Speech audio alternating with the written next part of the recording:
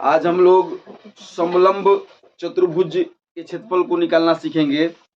हालांकि क्षेत्रमिति का जो प्रैक्टिस जो क्वेश्चन हम बनवा रहे थे आपको, उसमें हमने मतलब इस टाइप के सवाल को बनाया था, लेकिन एक और बना के देख लिया जाए, ठीक है ना। जैसा कि बोर्ड पे सवाल लिखा गया है कि एक खेत समलंब के आकार का है जिसकी समानांतर भुजाएं 25 मीटर और 10 मीटर है। कोई खेत है जो समलंब के आकार का है, ठीक है, जिसकी समानांतर भुजाएं 10 और 25 मीटर है। तो सबसे पहले फिगर बनाने होंगे। तो समानांतर भुजाएं जो है 25 मीटर है, अर्थात नीचे वाला जो भुजा है वो 25 मीटर है, फिर ऊपर वाला जो भुजा है वह 10 मीटर है। तो और इसकी समानांतर भुजा की यह लाइन 2 बार लिखा जा चुका है। समानांतर भुजाएं 25 मीटर और 10 मीटर है, ठीक है, यही यहाँ भी है। इसकी असमानांतर भुजाएं एक 14 है और एक 13 है। तो यह तिरछी है तो 14 हो जाएगी और यह हो जाएगा 13, ठीक है।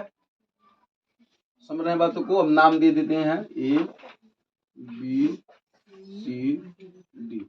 ये दोनों भुजाएं समानांतर है तो यह मान लीजिए 10 मीटर आपका हो गया, ठीक है, और यह पूरा हो गया 25 मीटर, ठीक है ना। तो इसको 25 मीटर मान लें। ये आपका हो गया 14 और ये आपका हो गया 10। तो सवाल में पूछा जा रहा है कि इसका क्षेत्रफल और परिमाप ज्ञात करें। तो क्षेत्रफल निकालने के लिए तो आपको समलंब का सूत्र याद होना मतलब चाहिए। याद है समलंब का सूत्र क्या होता है? 1/2 गुने समानांतर भुजाओं का योग गुना ऊंचाई। तो समानांतर भुजाएं तो आपके पास मौजूद है, लेकिन ऊंचाई आपके पास मौजूद नहीं है। तो ऊंचाई तो हमें निकालना पड़ेगा। तो ऊंचाई निकालने के लिए हमने आपको पिछले वीडियो में सिखाया था, आज फिर आप देख लीजिए। यहाँ से इसको क्या कीजिए कि एक त्रिभुज के रूप में इसको काटिए। मान लीजिए आप ऐसे काटते हैं अगर, ठीक है, ये एम खींच लेते हैं तो यह 10 हो जाएगा। देखिए फिगर थोड़ा सा मतलब सही नहीं बन पाया, ये जितनी है उतना ही इसको होना चाहिए। रुकिए, उतना ही कर दीजिए, ठीक है। अब जाके सही हुआ। BC 13 है, सवाल में 13 दिया है। अच्छा चलिए ठीक है, तो 13 डाल दीजिए, यहाँ 13 लिख लीजिए, ठीक से देख लीजिए पहले। तो सवाल में तो 13, अच्छा मतलब ठीक है, चलिए 13 सवाल ठीक है। ये 13 हो गया और यह 14 हो गया। किसी को कोई दिक्कत फिलहाल नहीं होनी चाहिए। ये जो रेखा है यह 13 होगा, यह 14 होगा, और जब ये टोटल 25 था, जब इतना 10 है तो इतना कितना होगा? 15। ठीक। तो अब यह जो आकृति आपको प्राप्त हुआ, एक समानांतर चतुर्भुज हो गया और एक त्रिभुज हो गया।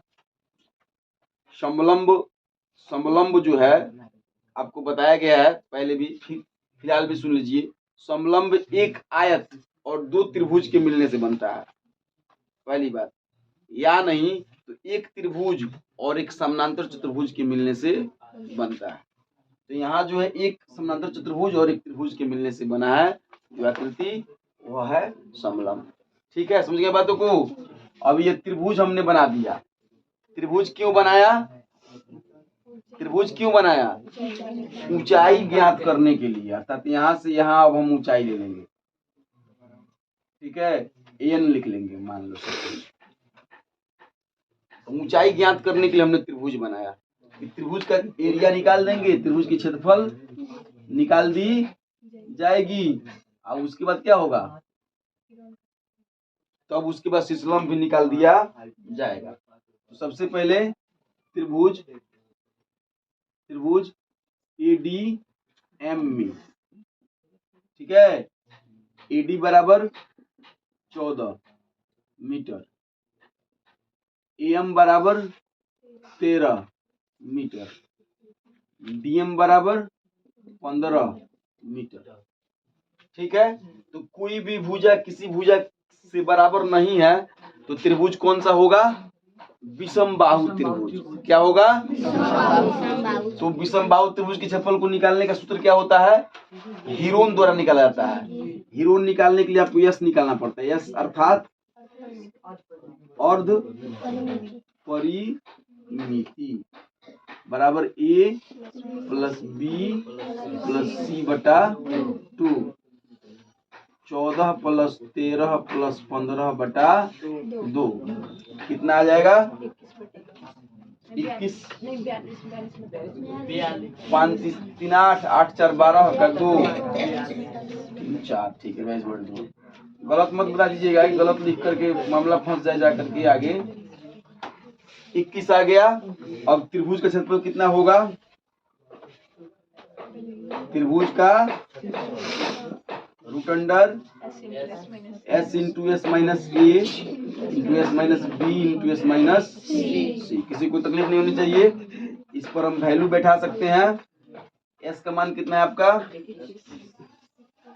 21 इंटू 21 माइनस 14, 21 माइनस 15 या 13 जो भी है, 21 माइनस 15। अब घटा लेंगे यहाँ से, रूट अंडर 21 गुना 21 में से 14 घटेगा, गुना 6 कैसे? 13 में से 21 घटेगा तो 6 बचेगा, 21 में से 13 घटेगा तो 6 बचेगा, 8 ना बचेगा। 21 में से 15 घटेगा तो 6। अब 21 को 7 गुना 3 के रूप में कर देंगे, 7, 8 को 2 दूनी 4 दूनी 8 और 3 दूनी 6, जोड़ा लगा देंगे तो 7 का जोड़ा लग गया। ये सब प्रक्रिया आप सीखे होंगे पहले से। यदि आप ये सब प्रक्रिया पहले से नहीं सीखे हैं तो आपको क्या है, समलंब निकालने नहीं आएगा। बात कड़वी है लेकिन सच है। ये सभी प्रक्रियाएं यदि आप नहीं सीखे हैं तो आपसे समलंब नहीं मिलेगा। 7 तरीके 21 दूनी 22 दूनी 84। त्रिभुज का क्षेत्रफल कितना आ गया? 84। तो अब इसको रख करके हम आसानी से लंब निकालेंगे, क्योंकि लंब की जरूरत है ना भाई। हमको क्या निकालने थे? समलंब का क्षेत्रफल निकालना था। सूत्र क्या था? 1/2 आधारों का योग गुना ऊंचाई। तो आधार तो मेरे पास था कितना? 10 प्लस 25। और ऊंचाई के लिए तो सारा मामला उसी समय से हो रहा है। ऊंचाई यदि होता तो रख के हम निकाल ना लिए होते पहले। ऊंचाई निकालने के लिए मैंने इसको त्रिभुज बनाया और त्रिभुज में शिशलंब की रचना की।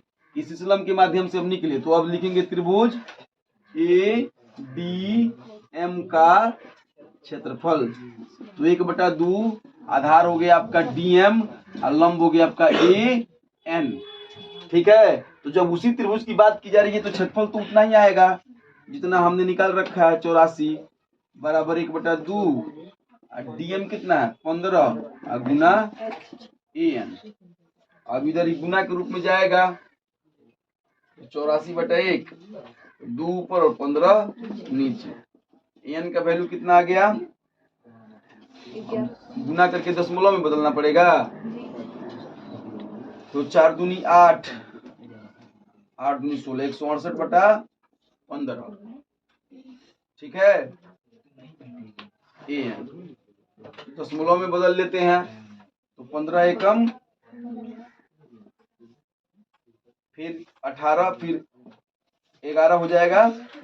समझ रहे हैं बात? 15 एकम 15, 1 18, 3 30, 15 दूनी 30, 11.2 सीएम में आ रहा है ना। सीएम सब मीटर है तो यहाँ भी तो मीटर होना चाहिए। ठीक है, तो अब 11.2 लेंगे, बात खत्म। 1/2 गुना 10 अब 25, 35 गुना 11.2। अब 2 से इसको काट देंगे, 17.5 गुना 11.2 गुना कर लेंगे। गुना करने के बाद आपका आंसर हाजिर हो जाएगा। ठीक है। अब आगे देखिए, अब परिमाप की बारी है। तो परिमाप तो हम आसानी से निकाल सकते हैं, 10, 13, 25 और 14 चारों भुजाओं को जोड़ दीजिएगा तो परिमाप निकल जाएगा, खेत का परिमाप निकल जाएगा।